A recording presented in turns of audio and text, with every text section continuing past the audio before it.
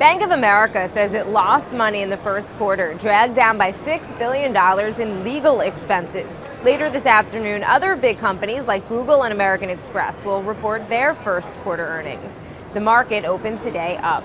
Builders are getting back to work after the brutally cold winter. The Commerce Department says home construction rose 2.8% in March to its highest level in 3 months, but applications for new building permits slid.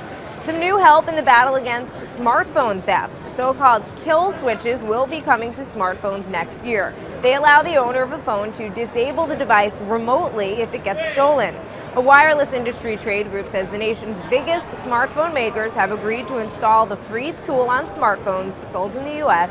after July of 2015.